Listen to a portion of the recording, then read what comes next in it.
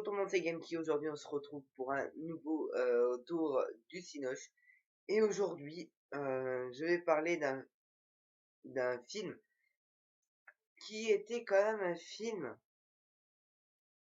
qui était un film qui était quand même quelque chose qu'il fallait quand même respecter pour une raison très simple parce que j'ai pris Poltergeist. Alors, pour, j'avais l'accent américain, maintenant j'ai l'accent espagnol. Alors, Poltergeist. Euh, donc qui est réalisé par Git Kenan et qui est produit par Sam Raimi. Alors Sam Raimi, pour ceux qui ne le savent pas, alors Sam Raimi c'est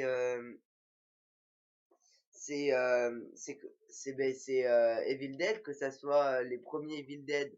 Quand je dis les premiers, c'est-à-dire la première trilogie euh,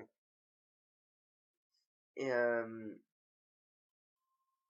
voilà, que ça soit la première trilogie et ou que ça soit les reboots, en pensant qu'il y a une série Evil Dead qui va bientôt venir, je ne m'en rappelle plus quand précisément. Euh, c'est quand même un film qu'il faut minimum respecter parce que c'est quand même un film tiré d'une trilogie vraiment très connue et il faut un minimum de respect pour ce film et voir que le producteur c'est Sam Raimi, et ben je me suis dit mais quand même Sam Raimi c'est pas rien quand même. Sam Raimi c'est, et comme j'ai dit, c'est Evil Dead, c'est aussi qu'est-ce qu'il a fait euh, jusqu'en l'enfer, donc il a fait aussi Spartacus, il a fait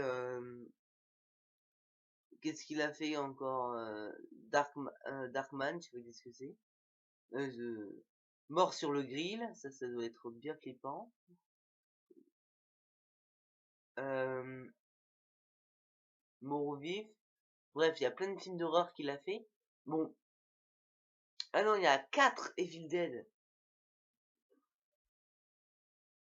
Cette année, il y a...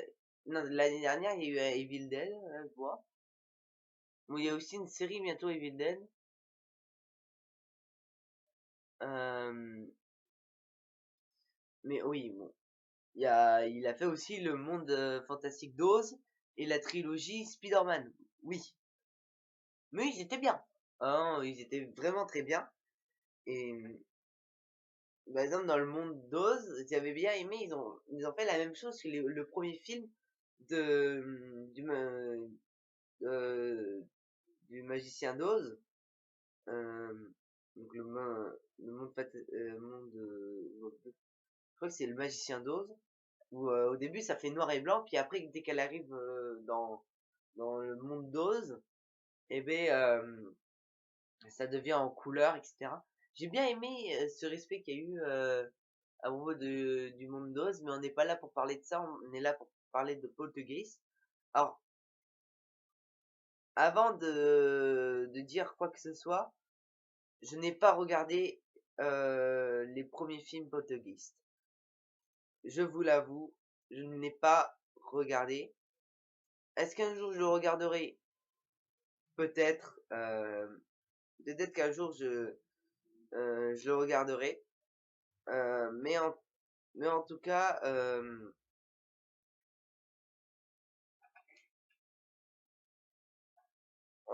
je sais pas trop je sais pas trop si c'est s'il y a eu le même défaut que que ce que ce film. Je m'explique. Euh, alors dans ce film qui dure 1 heure et demie, déjà je pense que si j'aurais regardé le temps pense que ça m'aurait déjà un peu aidé. Euh,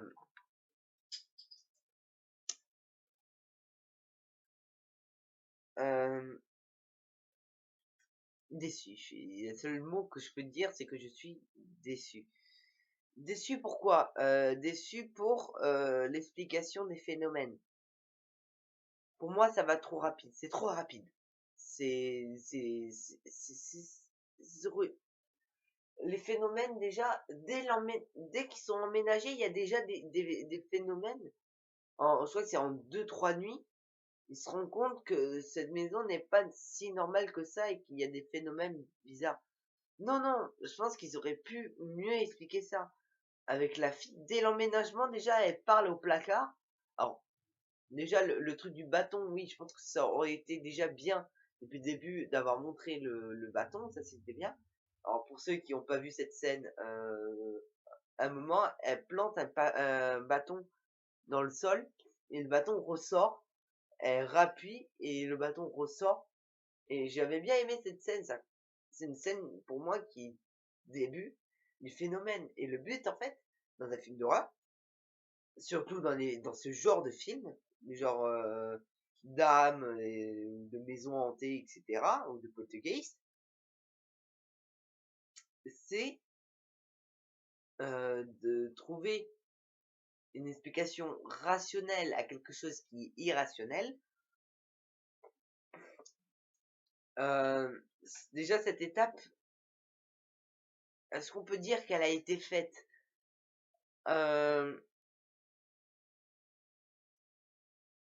Pas trop. Ça n'a pas été trop fait.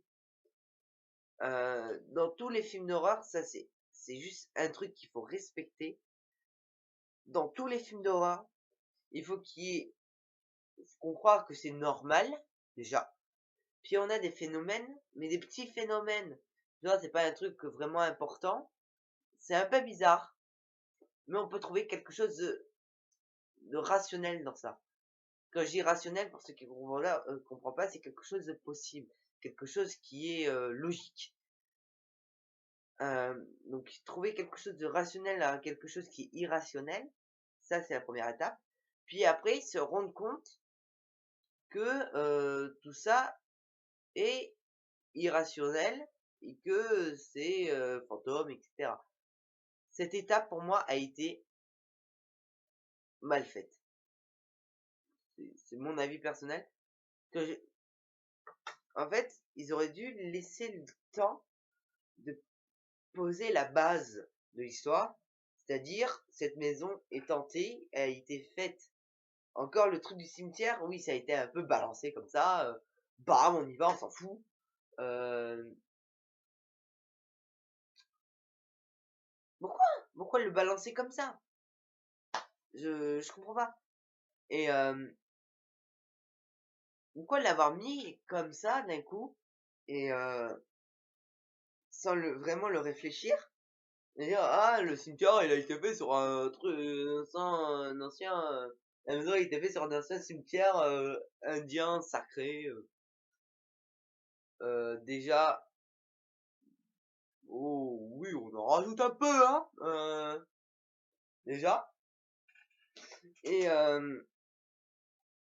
je suis désolé, pour moi, c'est un bon film, oui, mais, mais vous avez gâché un film sacré, je suis désolé. Euh, alors, j'ai regardé les critiques un peu, des autres.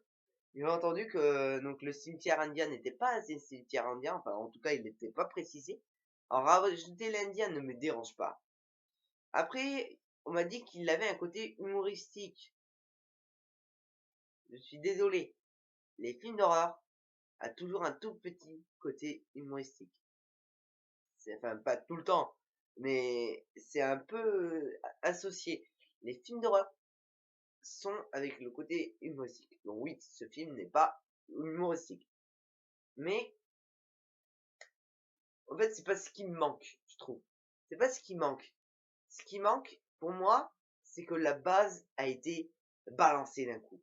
Ça a été de dire on balance ça et puis on envoie la sauce puisque les spectateurs ils veulent ça. Non, l'histoire doit n'est pas balancé comme ça. Je pense, ça c'est mon avis personnel, mais l'histoire, la base de l'histoire a été balancée. Voilà, tout simplement. Ça a été mis comme ça, et ça a été, on explique ça en 20 minutes, même pas. L'histoire de l'appartement, les phénomènes, etc. Pour moi, ça a été mis comme ça a été balancé. On se dit, de toute façon, on s'en fout, hein, ce qu'on veut, c'est avoir peur. Non. L'histoire doit être bien expliquée, à découvrir de plus en plus. Justement, l'histoire fait la base de l'horreur. C'est ça, les films d'horreur. C'est qu'on découvre de jour en jour l'histoire, qu'on comprend ce qui se passe, qu'on essaye de comprendre, que qu'on, qu'on voilà, qu'on comprenne ce qui se passe. Et pour moi, ce moment-là a été gâché. Je suis désolé. Pour moi, la scène, la scène de l'explication a été balancée d'un coup et n'a pas été assez détaillée, assez, pas assez expliquée. Quand je veux dire ça, c'est voilà, donc comme j'ai dit, dès le début déjà le truc du bâton, après elle part le placard, après tu commences à avoir des phénomènes au bout de 2 3 jours. Trop vite, faut laisser le temps.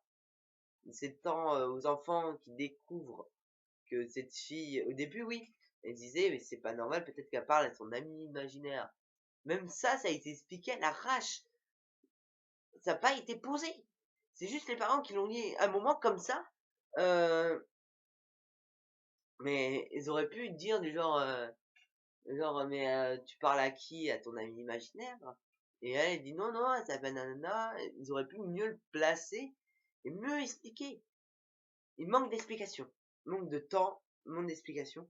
Alors, j'ignore si c'est à cause du tournage de film, peut-être qu'il avait autre chose par derrière, donc Sam Raimi. Donc, comme j'avais dit, il avait la série, etc. Alors, est-ce que c'est à cause de ça? Je ne sais pas. En tout cas, alors, le film est appréciable. Le film est bien. Je ne dis pas que le film est mauvais. Je dis que le film, au niveau au moment où ils ont posé l'histoire, a été bâclé. Après, les jeux d'acteurs. Les jeux d'acteurs sont bien. Oui, ils sont bien, ils sont bien. J'ai rien à dire de plus.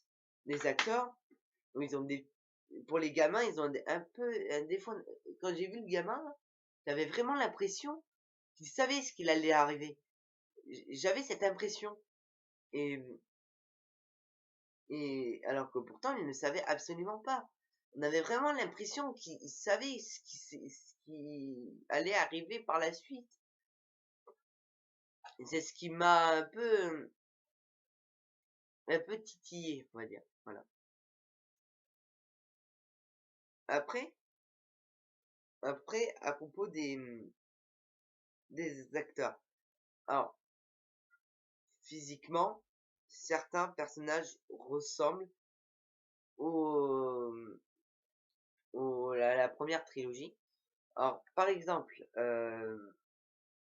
je trouve que l'acteur qui joue Griffin, qui s'appelle Cale, ressemble au premier acteur qui a joué ben, dans la première série, ainsi que celle qui incarne Kenra. Les deux incarnent parfaitement bien les premiers rôles, enfin au niveau physique et au niveau mental. Quand je dis ça, c'est-à-dire ils jouent bien leur rôle et on a vraiment ils ressemblent vraiment aux premiers acteurs. Madison,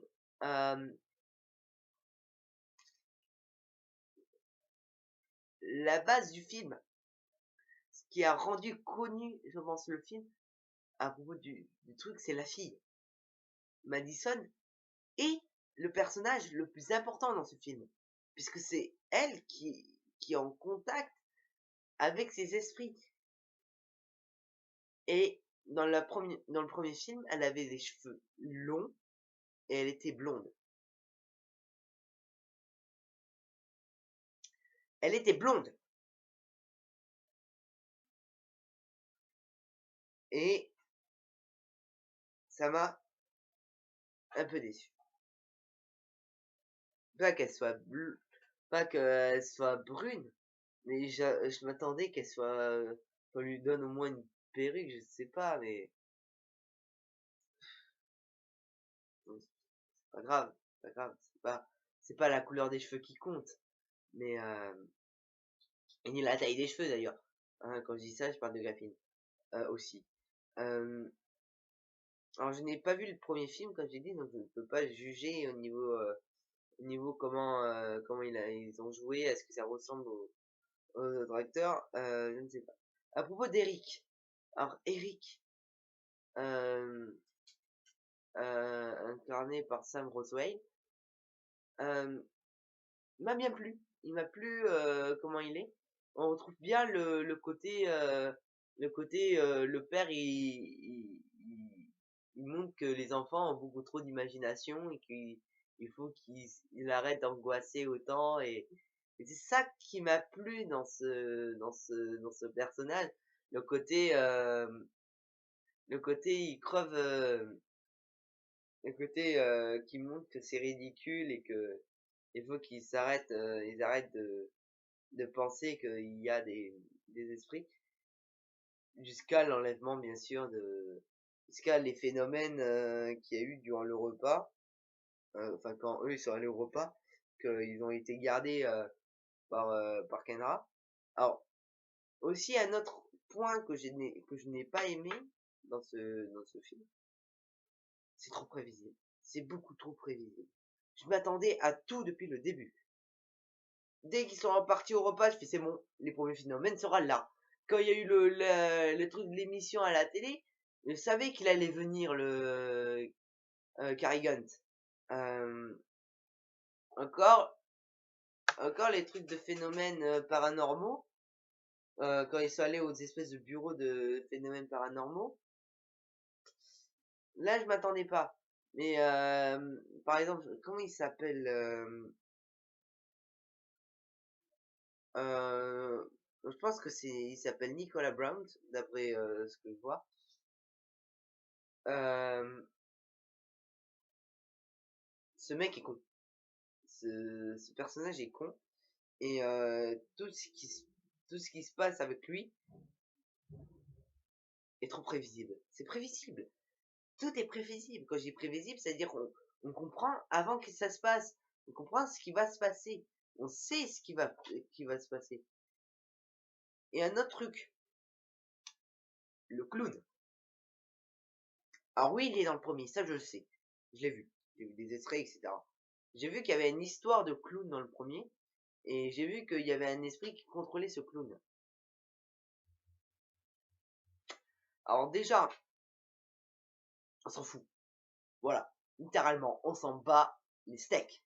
Ce clown n'est fait que pour faire peur. Ce clown ne sert qu'à faire peur. Il n'a aucune importance dans l'histoire. Alors pourquoi le mettre en avant? C'est ridicule l'avoir mis autant en avant. Que ce soit dans les affiches, que ce soit dans la bande-annonce. Ça a été trop mis en avant. Ce clown ne sert à rien. Enfin, si, à faire peur. Mais il ne sert à rien dans l'évolution de l'histoire.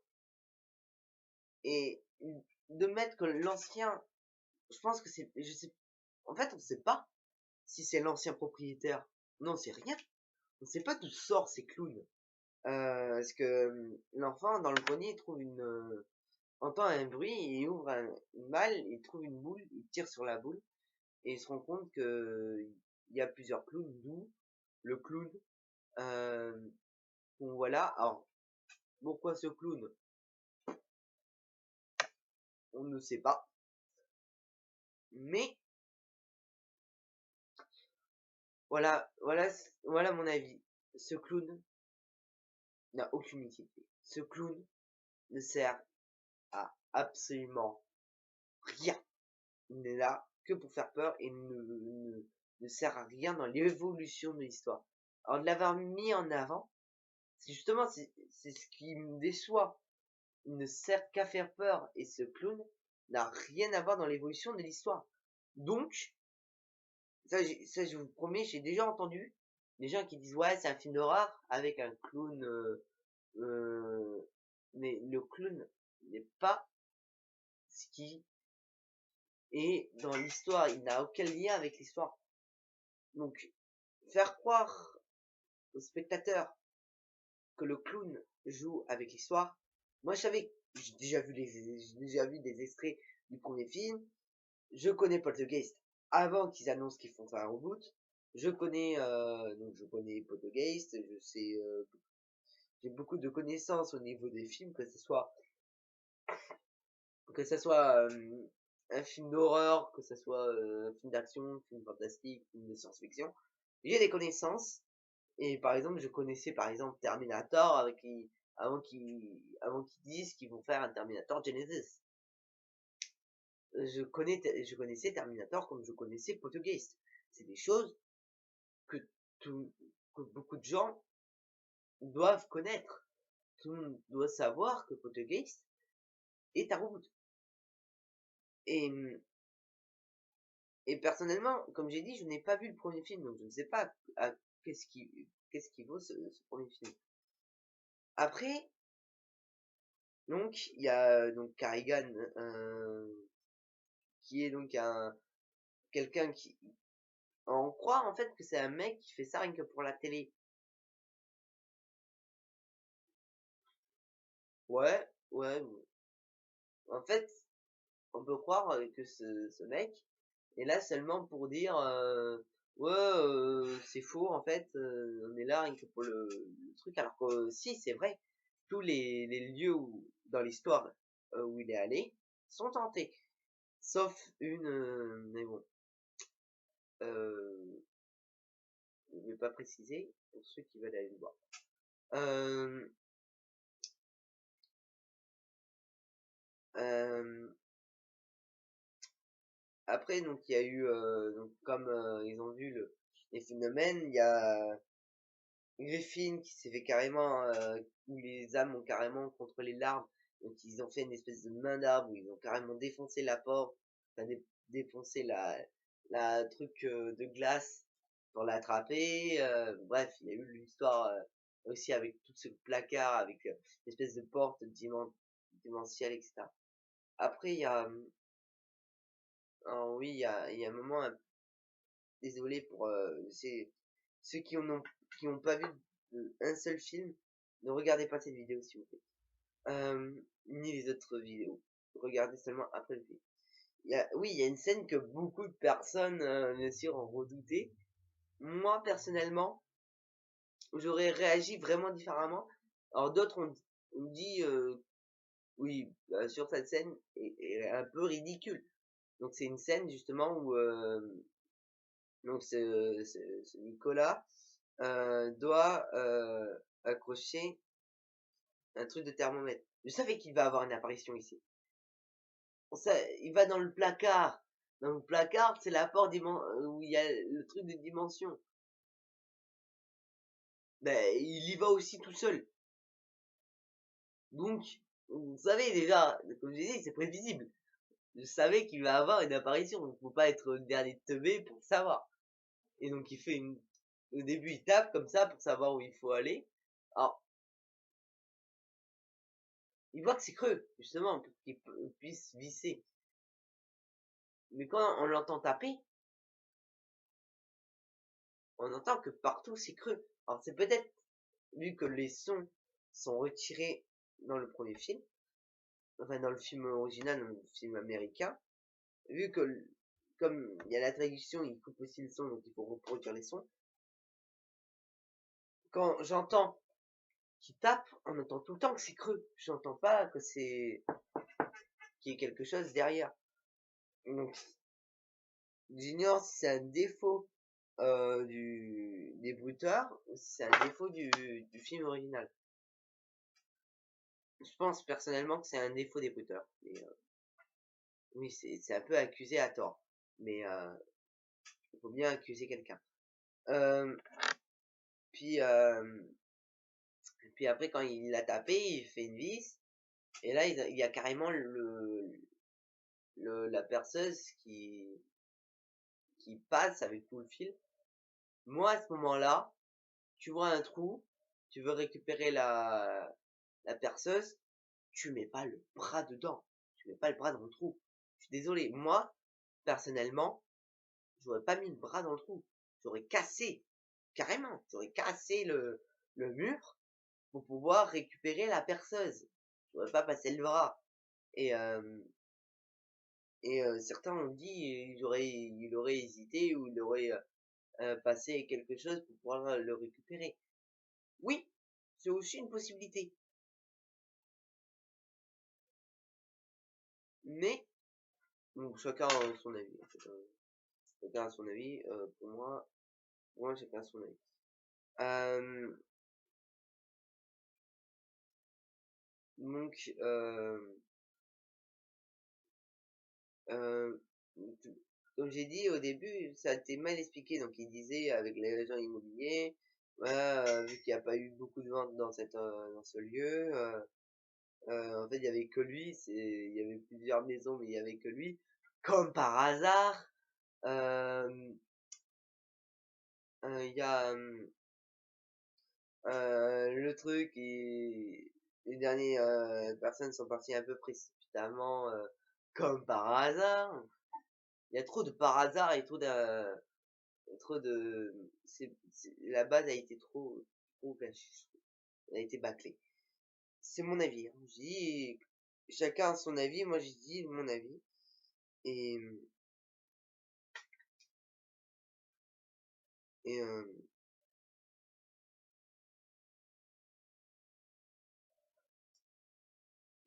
voilà, je suis déçu. Je suis désolé de dire ça, mais je suis déçu. Je m'attendais à beaucoup mieux envers Sam Raimi, vu que c'est quand même un mec qui a beaucoup d'expérience derrière lui, qui a beaucoup de films derrière lui.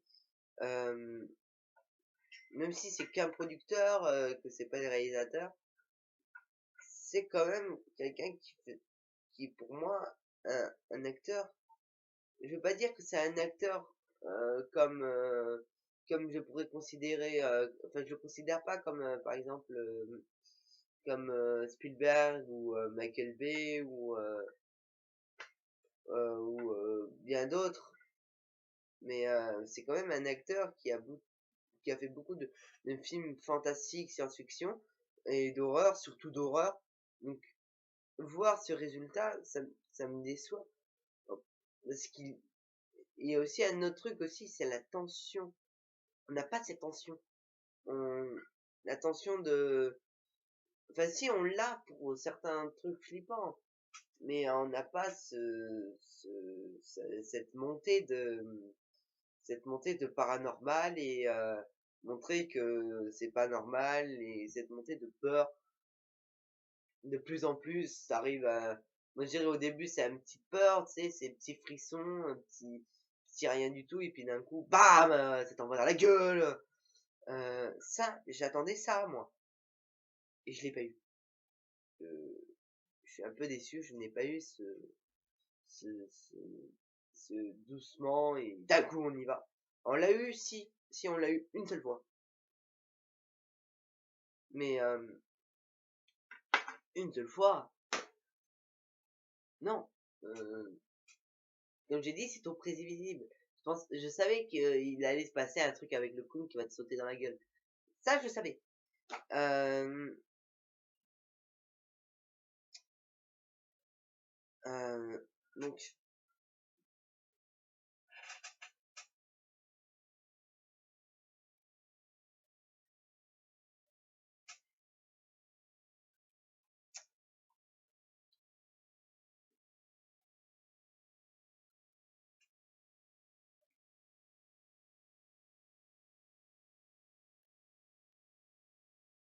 Poltergeist, non, je pense que ce reboot,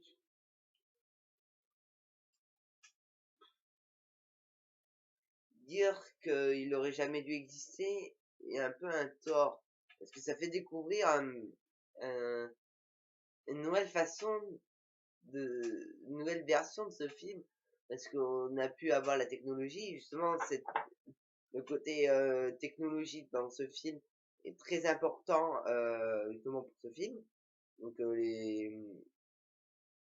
et même à un moment, la fille se rend compte que le portable a complètement grillé et accuse son frère à tort.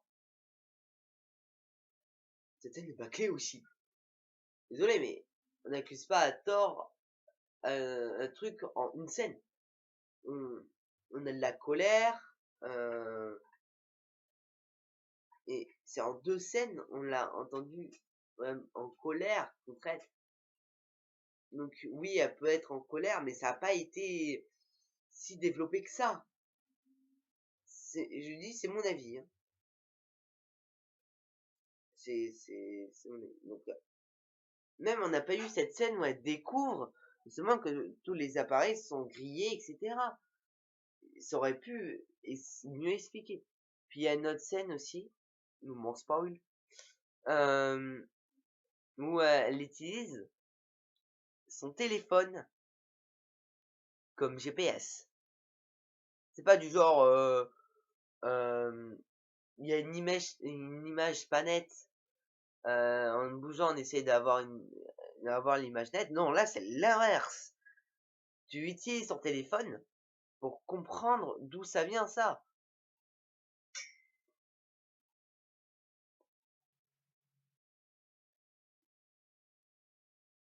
Non, non, non, non, non, non. Ce film a beaucoup de défauts, mais a aussi des qualités, comme la réalisation, tout ce qui est visible. J'aime bien le moment où il y a les mains sur la télé aussi, et le moment où ils disent ils arrivent, etc. J'ai trop kiffé. J'ai kiffé, j'ai vraiment kiffé. Et donc merci d'avoir refait ce reboot avec beaucoup de défauts. Les personnages, certains sont attachants. Et voilà, je pense que le seul défaut, c'est que l'histoire est bâclée. Est trop bâclée. C'est mon avis. Chacun son avis. Chacun pense à ce qu'il veut. Moi, je pense que ce film est bâclé. Merci d'avoir regardé cette vidéo. Si vous pensez comme moi, si vous pensez pas comme moi, vous pouvez liker ou commenter ou disliker si vous n'avez pas aimé.